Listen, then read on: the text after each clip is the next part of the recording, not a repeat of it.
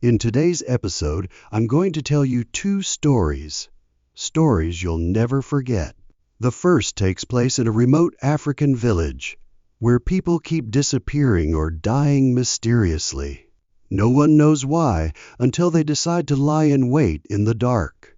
The second and final story takes us to a deserted island in the Canadian Arctic, where native hunters make a terrifying discovery that will shake your heart.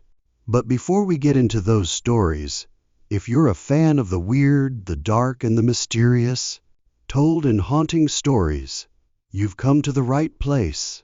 We're dedicated to telling stories like these, and once a week, darkness descends on this channel. If you really want to come along, gently leave the grocery shopping to the like button. But remember, don't let them know that you poured an entire bottle of lemonade into the fresh milk them. And don't forget to subscribe to the channel. Turn on all notifications so you don't miss the creepy stories revealed every week. Okay, now, let's step into the darkness of today. It was pitch black, March 7, 2005. John Manene, 64, huddled in the cold reeds by the lake. His eyes were wide open, bloodshot from sleep, fixed on the blood-black water. The wind blew gently, carrying a murmur that was unclear whether it was the rustling of reeds or someone whispering in the lake.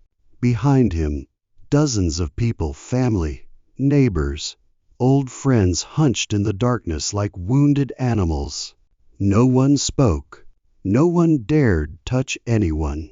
They held their breath, trying not to make a sound, as if the slightest noise would wake something sleeping beneath the cold water. The air was thick with the smell of mud, pungent and damp, as if the entire lake had long since died but had not yet decomposed. The cold came not from the weather, but from below the ground, from the motionless surface of the lake. From the deep darkness that stretched out before them, a gaping maw, waiting to swallow anyone who strayed too close. Rumor had it that the lake was no longer a lake, that whatever lived there had no name, that it remembered, and it was hungry. Last week, John's son had disappeared just as the sun was setting. Before that, the fishmonger girl, then the young couple who'd gone crabbing.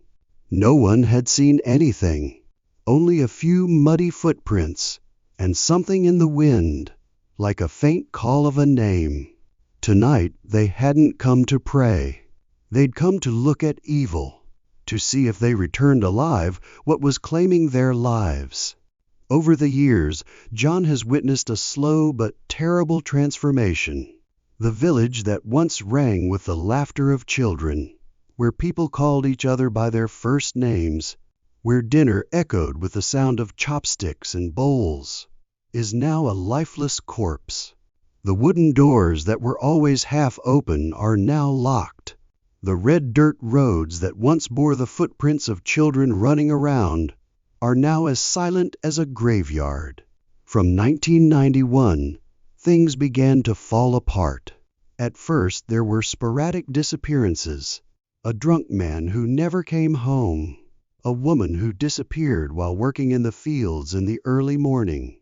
At the time, everyone found reasons to believe it was an accident or a runaway. But then they started coming back, not themselves, not on their feet, but on what was left of them. Bodies were found by the woods, on the shores of lakes, or hanging from tree branches, as if someone or something wanted to show off their work, their own blood. Each body was a message carved into the flesh, ripped open, gutted, eyes gouged out, hands severed, legs twisted as if crushed. The police came, then left. They left empty promises and averted eyes. The priest came, sprinkled holy water around the lake, then hurried away in silence. Only the villagers and the fear were left, thickening, bleeding, and living. John lost count of how many people had gone. He remembered only one thing. It all started when the lake changed color. Over the course of 14 long years, 83 people, nearly a tenth of the village, had been killed, not by accident or disease or old age. They had been slaughtered. Every family had someone lying on the cold ground. Every child had grown up with a void that could not be filled.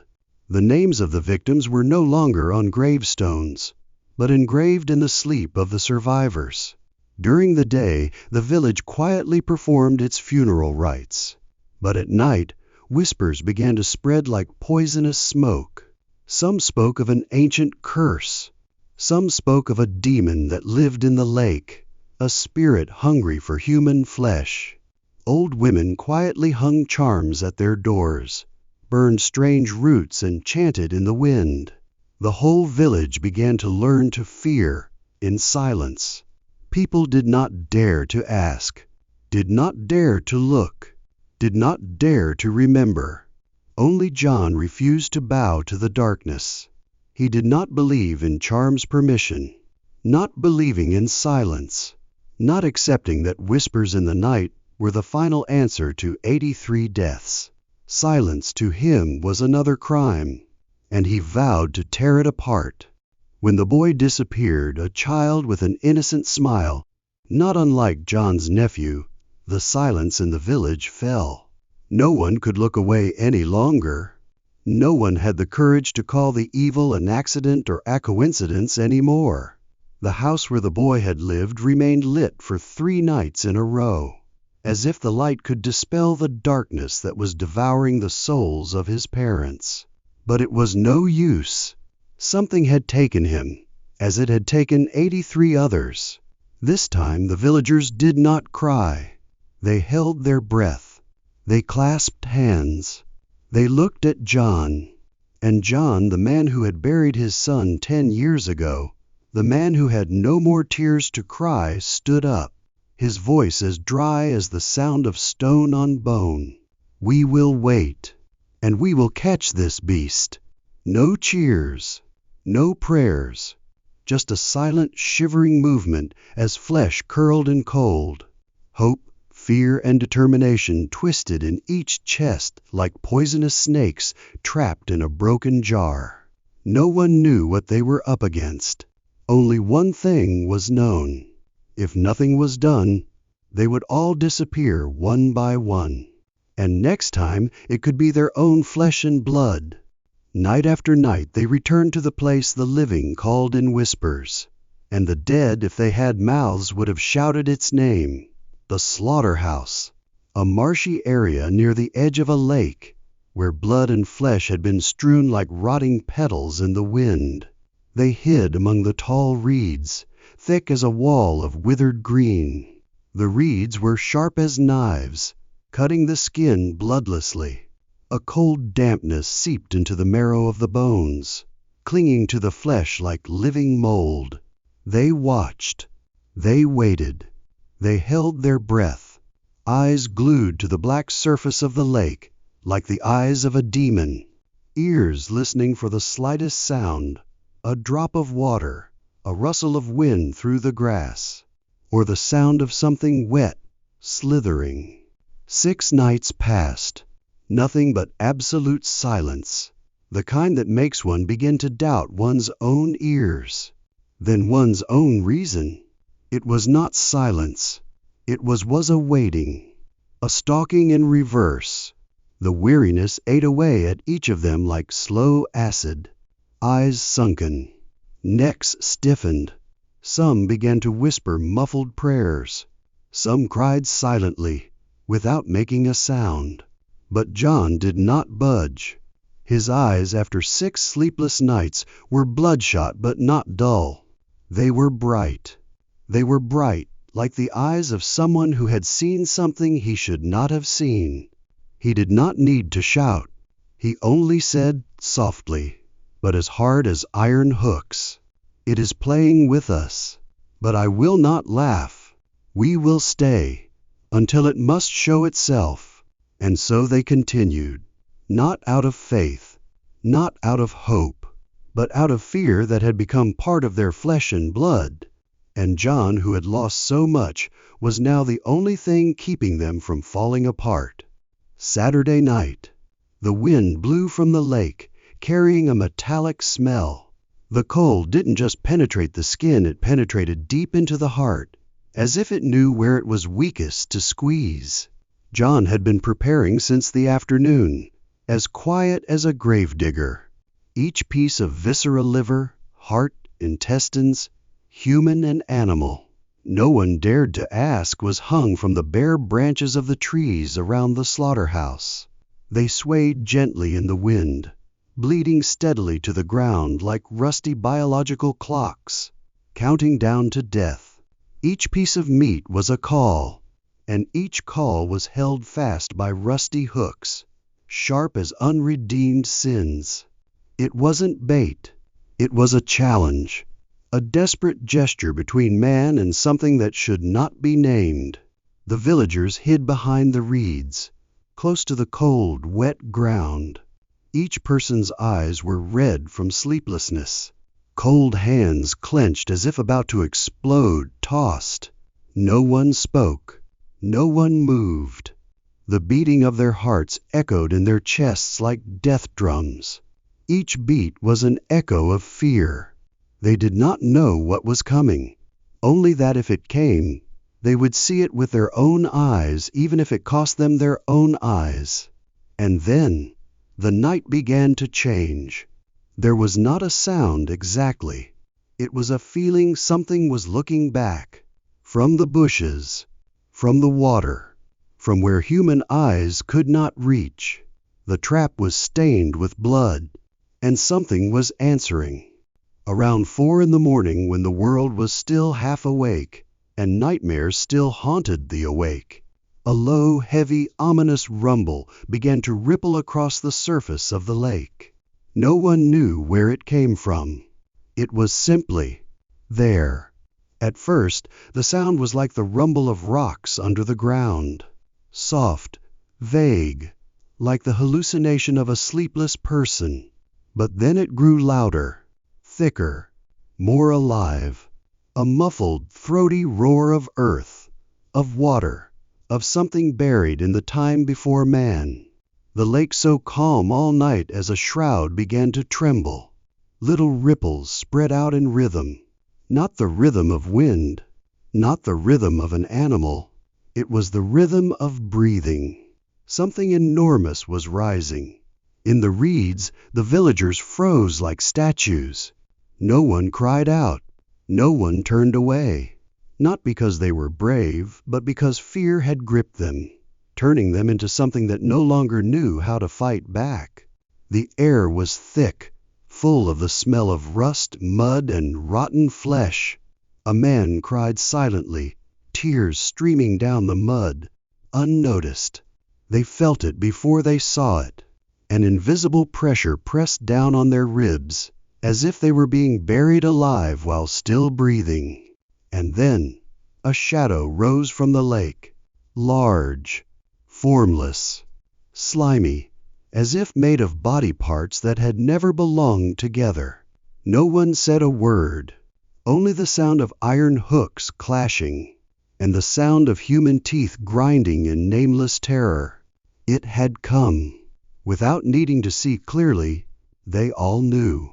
This thing could not be killed by human hands. From the inky depths of the lake, a giant shape rose, without alarm, without ripple, as if it had been there all along, waiting for the right moment to materialize.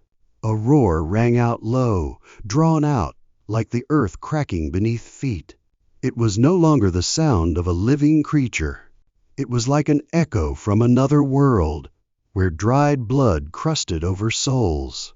John didn't have time to turn.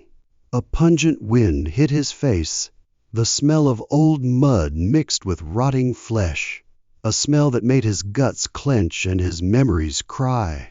The monster lunged past him like a nightmare with claws, huge, slippery, its eyes gleaming with an inhuman light. Then the snap. The giant jaws collapsed on the dangling entrails like a death sentence. Blood sprayed, crimsoning the night. The trap exploded with a sharp crack, a jerk. The metallic screech sounded like a trumpet call. The creature howled a sound that should not exist in this world, causing everyone present to feel as if their spines had been squeezed. It was caught, but no one celebrated. No one moved, because as its eyes bore into the crowd, each person suddenly understood something terrifying. This thing was never prey. We are the bait. John ran like a man possessed. His bare feet trampled thorns and roots, blood dripping with every step, but he did not stop. He screamed as he had never screamed before, his voice tearing the darkness apart. That thing is there. Quickly, quickly. The sound echoed through the village like a death drum. The people sprang to their feet. Their eyes were red. Their limbs were shaking. But everyone was holding something: rusty knives, blunt machetes, sticks, or even half-burned torches. No one spoke, but every soul knew. The hour of judgment had come. They swarmed to the edge of the lake, where the snare rang like the bells of hell. And then they stood still, hanging in the darkness, caught on iron hooks. Swinging like a corpse in the wind was a huge, struggling figure.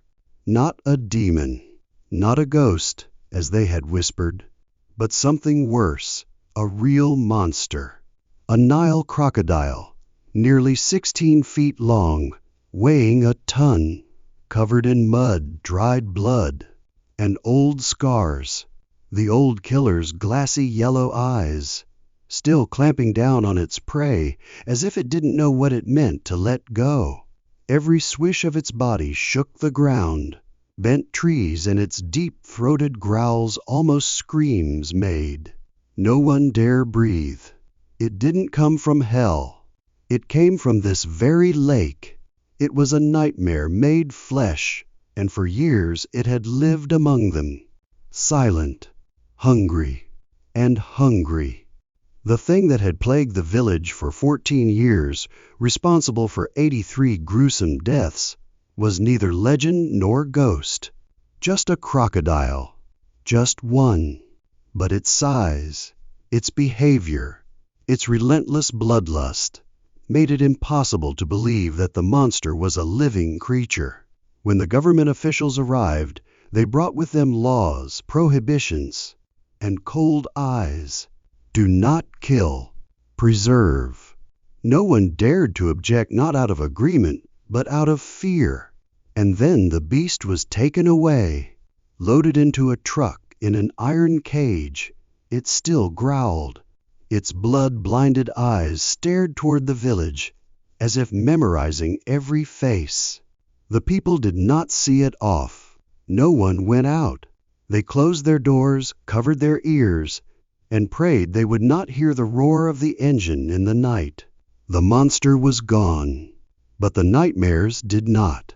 The bite healed, but the screams still cut into sleep.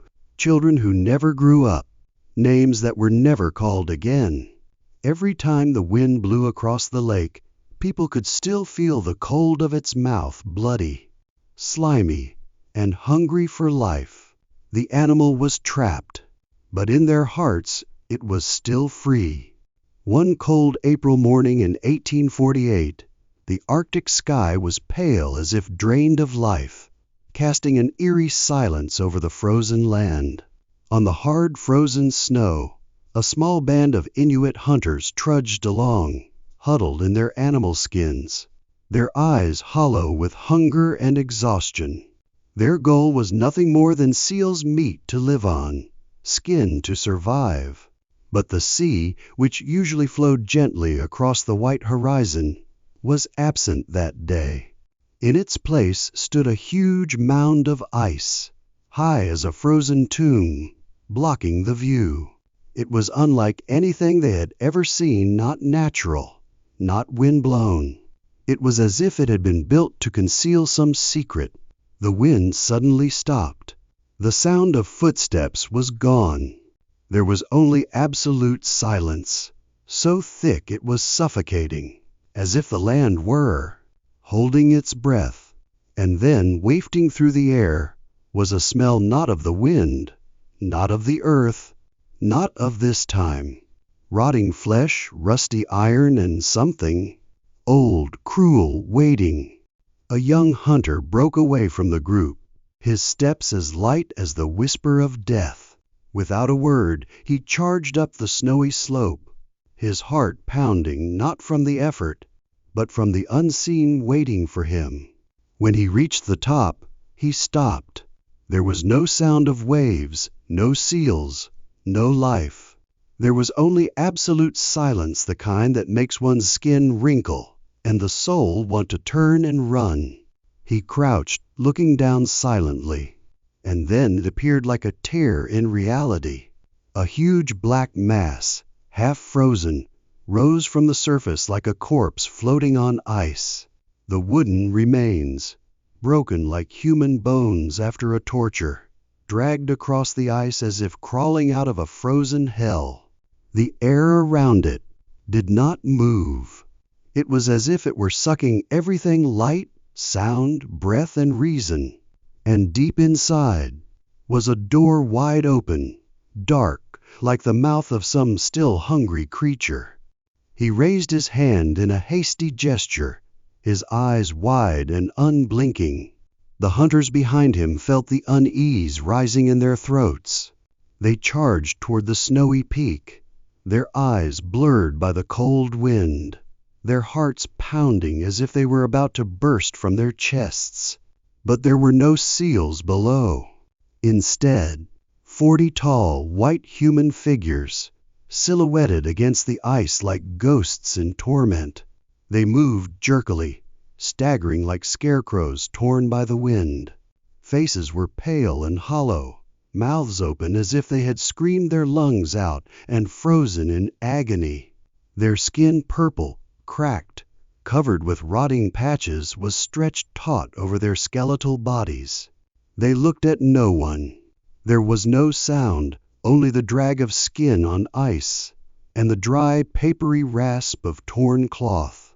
One of them, perhaps a man, hunched over, vomited a thick black stream of blood, and continued walking as if he had felt nothing. A young hunter choked back. They are not human anymore. A few white figures, trembling like walking corpses, were dragging along, pulling a heavy sled. Backs were hunched, numb hands clutching the ropes, the knuckles were white as bone. A grotesque mass was on the sled, covered with a dark tarpaulin, which the wind puffed up as if something beneath was breathing weakly. The sound from the sled was scalp chilling, the screeching of metal on ice, mixed with the heavy echoes of a coffin being dragged across cold stone.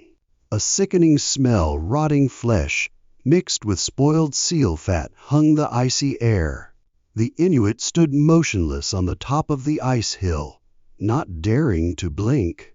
A small child in the group whispered softly, "There's something," looking back at us from under the tarpaulin. And in that moment, all the sounds on the ice stopped, leaving only the erratic pounding of the heart in the chest. A hoarse scream, like a beast whose throat had been cut, suddenly tore through the white space. On the icy shore, a man jerked like a puppet whose strings had been cut, then collapsed. His body crumpled, his mouth foaming white. The others stopped. Not a word of inquiry, not a glance back. The two men pulling the cart stepped forward, their cold, calloused hands pulling off the tarpaulin. They lifted the body like a rotten log, throwing it hard onto the silent pile of frozen corpses below. The sound of flesh touching flesh was heavy and wet. They pulled the tarpaulin back, tightened the ropes, and continued walking. No one looked back. The wind whistled across the ice like the wail of a buried alive, but they did not hear it. Only a dark purple blood stain remained on the snow, spreading like ink on the flesh of this very land. In a silence that seemed to be strangled by an invisible cold hand, the Inuit hunters crouched low. silently retreating from the crest of the hill as if the darkness itself were pushing them down. Then they turned and began to running frantically across the desolate snowfield, where the ground seemed lifeless, where every cold wind whistled like a whisper of death. Their steps faltered, sinking deep into the snow, but none of them dared to stop.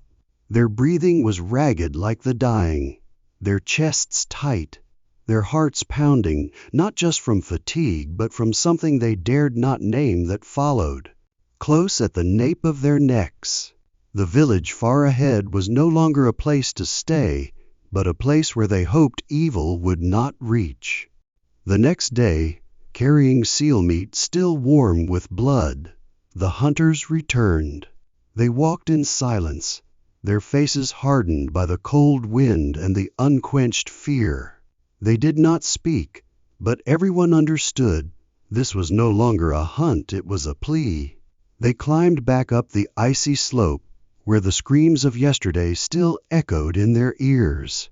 When they reached the top, the group stopped. Down there just an empty beach.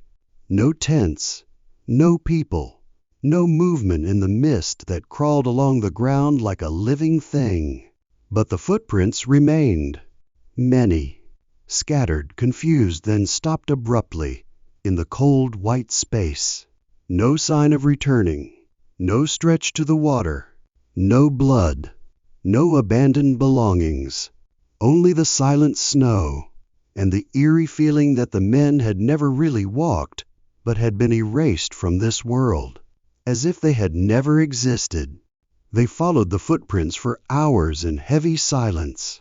The trail stretched across nameless snow slopes, fading in the ash-gray light of the afternoon. Then finally they came to an abandoned camp. No voices, no movement, only the wind whistling through the empty tent poles, as if whispering something no one wanted to hear. In the middle of the camp, a fire pit was extinguished, the ashes cold and black. On it sat a metal pot, covered with a thin layer of ice, as if the water in it had frozen while it was still unfinished. The sack was still tied, the knife still stuck in the log, the can of food unopened, the blanket still spread out. Everything was there, intact, as if the people had evaporated from this world in an unannounced moment. No footprints, no blood, no struggle, just the void. A false void, a deafening silence. A hunter stopped suddenly, staring at the pot. He stepped back a step, whispering, "We are not the ones following the footprints. We are the ones being led to their final destination."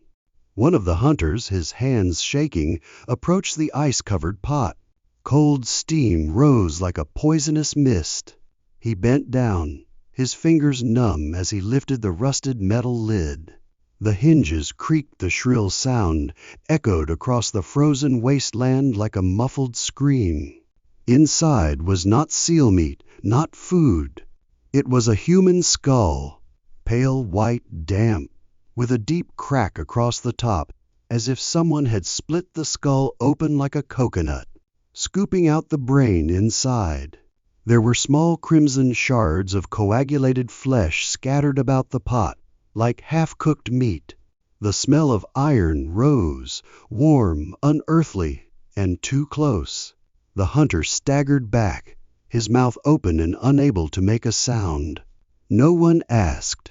No one checked further. They turned and ran head-first through the snow like wounded animals, silent, frantic, only the sound of their footsteps and their labored breathing echoing across the now empty land. What is human? Months later, when the ice had receded, the hunters set out again. They found the expedition ship frozen and motionless on the shore, its cracked hull covered with frost, a coffin of rotten wood on a white, dead surface. They crossed the thick ice, stepping cautiously onto the deck. Every plank groaned under their weight, the sound echoing in the thick, windless air. But what awaited them was not desolation. On board, Everything was intact. The deck was clean, the floors polished, the rigging taut as if the sailors had left their hands only minutes before. Inside, the beds were neatly made, the books lined up on the shelves, the ash hearth still warm, and the provisions, bread, salted meat, seafood soup, were stowed away, untouched. No blood, no sign of a struggle, not a soul, just a perfect absence. A hunter whispered, his voice as dry as stone, "They not leaving. They are forgotten by the world itself." Inside, the cabins were neatly arranged, the hammocks swaying gently as if still holding the breath of the departed. The pillows were soft, the books neatly stacked, the fine china still gleaming in the dim light. The pantry was filled with cans of food, preserved intact, untouched as if time had stopped the moment they left. How could these men leave behind such a comfortable, warm, nurturing shelter? Some invisible presence had driven them from this little paradise. No sound, no explanation, only a cold, empty silence, like a curse, awaiting those who dared to return. Decades later, forensic studies finally confirmed the Inuits' horrifying accounts. The men did not die of starvation, but of madness. The lead-tainted canned food, the scurvy, the bone-chilling cold, and paranoia tormented their minds to the core. In a fit of monstrous delirium, they abandoned the ship like desperate ghosts, stumbling into the brutal ice. The deep cuts on their bones, the scalding marks on their remains, were undeniable. They had eaten each other to survive. The Inuits' tales, once dismissed as superstitions, became harsh, undeniable truths. The cracked skulls and frozen skeletons of King William Island still silently recounted the horrors of the tragedy, a chilling warning from the past, frozen forever in endless solitude.